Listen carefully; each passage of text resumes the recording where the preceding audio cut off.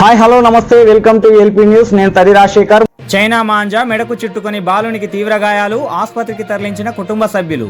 జగిత్యాల జిల్లా మెట్పల్లి పట్టణంలో బాలునికి చైనా మాంజా మెడకు చుట్టుకొని గాయాలైన ఘటన చోటు చేసుకుంది.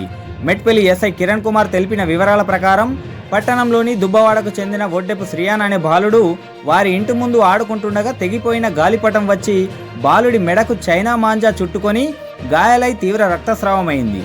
గమనించిన బాలుని తల్లిదండ్రులు నిజామాబాద్లోని ఓ ప్రైవేట్ ఆసుపత్రికి తరలించగా వైద్యులు బాలునికి చికిత్స అందిస్తున్నట్లు తెలిపారు.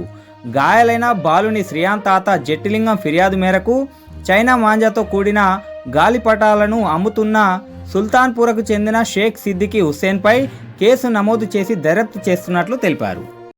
కాకుల ప్రవీణ్ మాది మెట్పల్లి. ఇప్పుడు చూస్తే సంక్రాంతి సీజన్ వచ్చింది. అందరికీ తెలిసే సంక్రాంతి అంటే ఏంటంటే పతంగిలు అనేది.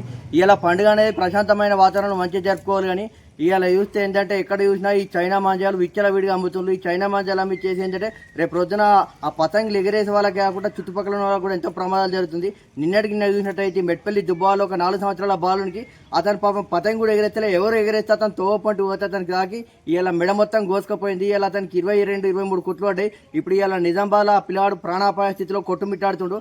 ఇప్పటికైనా రాబోయే ఇప్పుడు మొత్తం రేపటి నుంచి మొత్తం సెలవులు ఉన్నాయి కాబట్టి రెవెన్యూ యంత్రాంగం, పోలీస్ యంత్రాంగం, మున్సిపల్ యంత్రాంగం అన్ని శాఖల అధికారులు విస్తృతంగా గట్టిగా తనిఖీలు చేపట్టి ప్రతి షాపుని తనిఖీ చేసి ఎక్కడో ఈ చైనా మాంజా అమ్మకుండా చూడాలని చెప్పి ఇవాళ అధికారులే కాకుండా కుటుంబ సభ్యులు, తల్లిదండ్రులు కూడా పిల్లలు ఎలాంటి పతంగులు ఎగిరేస్తున్నారు, ఏం జరుగుతుందని చెప్పి పిల్లలు కూడా తల్లిదండ్రులు కూడా వాళ్ళ పిల్లల పైన ఒక నియంత్రణ పెట్టి వాళ్ళు ఏం చేస్తున్నారో చూడాలని చెప్పి ఖచ్చితంగా దీనిపైన గట్టి చర్యలు తీసుకోవాలా. ఇలా బాధిత కుటుంబం కూడా ప్రభుత్వం తరఫున ఏదైనా నష్టపరిహారం చెల్లించాలా. ఎందుకంటే ఇలాంటివి జరుగుతున్నాయంటే దీనికి ముమ్మాటికి అధికారులదే బాధ్యత కాబట్టి అధికారులు ఇప్పటికైనా సరే కళ్ళు ఎరిసి గట్టిగా రెవెన్యూ, పోలీస్, మున్సిపల్ అన్ని శాఖలు సమన్వయం చేసుకొని గట్టి తనిఖీలు చేపట్టాలని చెప్పి మేము ప్రభుత్వాన్ని డిమాండ్ చేస్తున్నాం. నిన్న మెట్పల్లి పట్టణంలో చైనా మాంజా దారం ద్వారా మా యొక్క దుబ్బవాడ లోపల ఒక బాలునికి ఆ చైనా మాంజా తెగి దాదాపు 20 కుట్లు పడ్డాయి. ప్రాణాపాయ స్థితిలో ఉన్నాడు. మరి ప్రభుత్వము ఒక పక్క ఈ చైనా మాంజాను నిషేధించినా కూడా స్థానికంగా మెట్పల్లి పట్టణంలో విచ్చలవిడిగా చైనా మాంజా విక్రయాలు జరుగుతూ ఉన్నాయి. తద్వారా అనేక మంది విద్యార్థులు కావచ్చు, పిల్లలు కావచ్చు, ఇప్పుడు రేపటి నుండి స్కూల్ హాలిడేస్ ఉన్నాయి. ఈ హాలిడేస్లో చాలామంది పతంగులు ఎగరేస్తారు. ఆ పతంగుల కారణంగా ఈ చైనా మాంజాను చాలా చోట్ల విక్రయిస్తూ ఉన్నారు. మరి అధికారులు ఒక పక్క తనిఖీలు చేయకపోవడం ద్వారా విచ్చలవిడిగా విక్రయాలు జరుగుతూ ఉన్నాయి.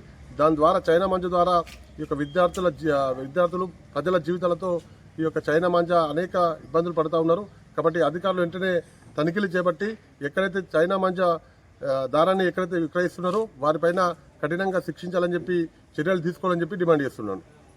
మా మనుమడు ఆడుకుంటుండగా చైనా మాంజా వచ్చి మెడకు చుట్టుకోవడం జరిగింది. దానికి పిల్లలందరూ కూడా ఎగబడి అది గుంజడం వల్ల మెడ చుట్టూ గాయాలై తీవ్ర ఇబ్బందులకు గురైతే నిజామాబాద్ ఆసుపత్రికి తరలించి అక్కడ చికిత్స పొందుతుండు.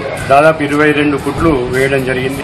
కైట్ పట్టుకొని వెళ్తుంటే ఆ దారం చుట్టుకొని అతనికి మెడ చుట్టూ ఇంజురీస్ అయినాయని చెప్పేసి మనకు తెలిసింది.